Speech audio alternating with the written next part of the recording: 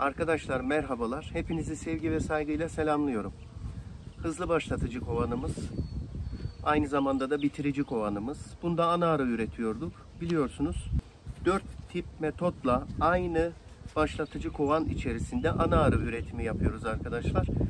Şimdi artık bugün analarımızı tamam olanlarını tüplere koyacağız. Bugün 14. gün, 14,5 yani. Yani 1,5 gün içerisinde ana arılarımız çıkmaya başlayacak. Fakat riske etmeyip biz bugün analarımızı tüplere koyarak kapalı hale getireceğiz. Arkadaşlar şimdi burada şöyle bir özetlersek 4 tip metod uygulamıştık. Bir tanesi Miller metoduyla, ikincisi doğal peteğin kendisinden vermek metoduyla, üçüncüsü larva transferi, dördüncüsü de yapabildiğimiz kadar kapak metoduyla. Arkadaşlar herhangi bir tanesinde tutmayanlara veya eksikliği olanlara hiçbir şekilde müdahale etmedik. Şartlar eşit olsun diye.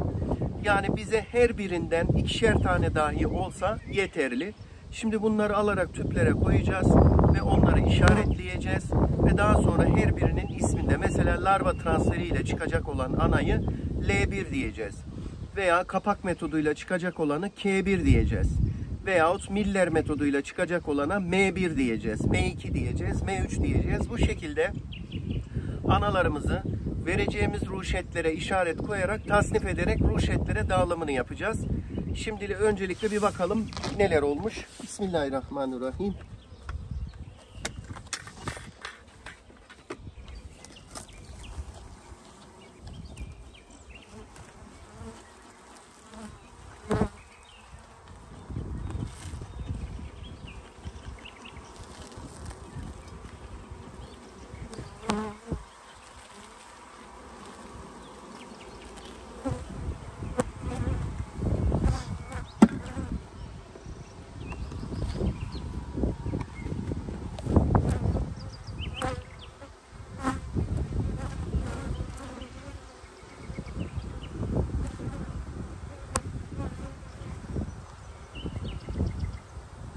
Arkadaşlar şöyle doğal petekle, damızlık kovanımızdan aldığımız doğal petekle yaptırdığımız anaların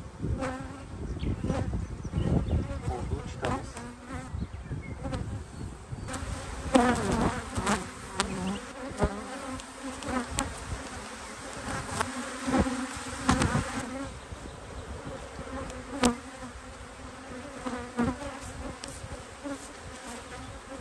Arkadaşlar Miller metoduyla görünen 1, 2, 3, 4, 5, 6, 7, 8, 9, 10, 11, 12, 13, 14, 15, 16, 17, 18, 19, 20, 21, 22, 23, 24, 24 tane.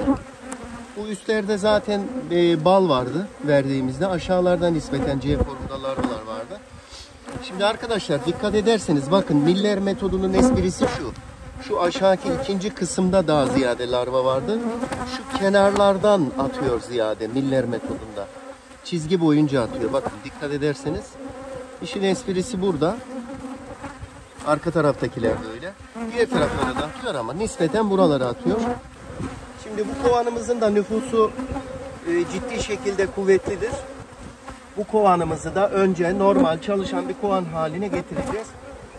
Burada daha önce vermiş olduğumuz ballı polenli petek çıtalarımızdan bir tanesini duvar peteği yapıyoruz. Yavru yok şu anda. Yavru olanları aldım çünkü.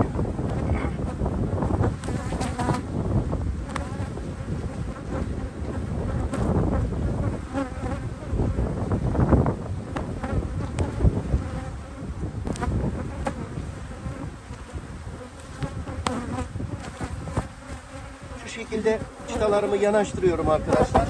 İşte ham petek koyacağım şöyle yan tarafına kabartmaları için. Şimdilik böyle bırakacağım arkadaşlar. Bunu daha sonra tasnif edin.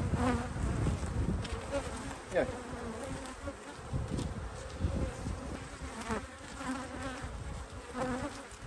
Şimdilik böyle kapalı dursun abi.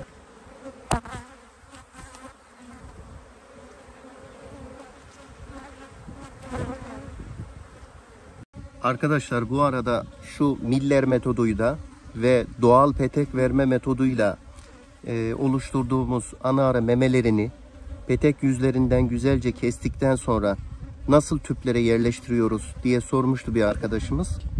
Petek gözlerinden ana arı memelerini biraz genişçe yukarıdan keserek tüplerin içerisine koyarken şu şekilde kürdanla üst kısmından sabitliyoruz. Şu şekilde. Alt tarafları açık olacak arkadaşlar. Verdiğimiz ruşet kovanlardaki arılar bunları ne yapabilecek? Aşağıdan girip çıkarak çalışabilecek.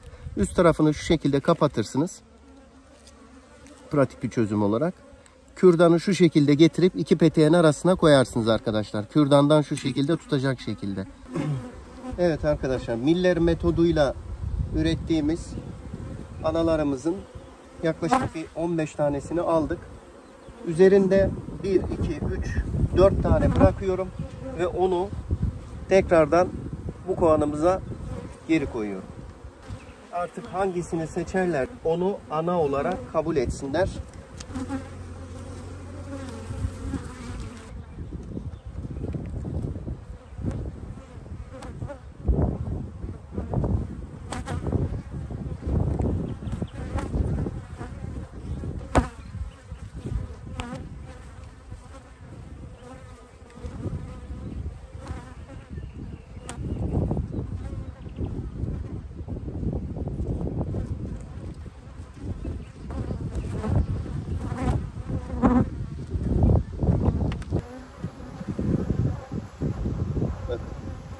Kapak metoduyla ürettiğimiz ana arılarımızın olduğu çıtayı çıkmaya bir gün var.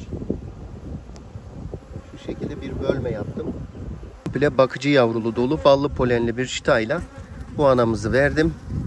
Kabarık peteğim olmadığı için bir tane şu şekilde ham çıta verdim. Bir de şu şekilde yarım şurupluğumu verdim. Arkadaşlar bunu K1 diye işaretleyeceğim bu kovanımızı. Yani kapak metoduyla ürettiğimiz ana arılarımız bunda. Bakalım bunlar nasıl çalışacak. Bunu K1 diye işaretliyorum. Şimdi sarıyorum ve kapatıyorum. Bunu kendi haline bırakıyorum. Allahümme salli ala Muhammed ve ala. Arkadaşlar şimdi diyeceksiniz ki bu adam niye böyle pis pis gülüyor? Arkadaşlar arıcılığın en güzel yerine geldik. Ana arı yahnisi pişireceğiz. Ana arı üretimlerimizi gerçekleştirmiştik. Tüpleri aldık. Şimdi tüpleri aldığımız ana arılarımızı ruşet kovanlarına yerleştireceğiz. Bu arada şöyle bir İstanbul-Ankara treni gibi bir metro kovanı var burada. Küçük ruşet çiftleştirme kovanlarımız var. Yani bunların çok çeşitlileri var. Strafor olarak piyasada satılanları var. Görmüşsünüzdür. Şöyle küçük tipleri var. Plastik, muhafazalı. Yine straforlu, yalıtımlı. Şöyle ahşaptan olanları var. Yani şimdi ısı yalıtımı bakımından her ne kadar straforlar biraz daha iyi ise bile dahi arı için, arının yaşam kalitesini yükseltmesi bakımından, bunda da yine aynı şekilde plastik olanlarda şöyle kutucuk kısmı var. Bunu koyduğumuz vakit şu araya yüksü koyuyoruz. Evet arkadaşlar, bu bakıcı arılardan biraz bir miktar toplayacağız.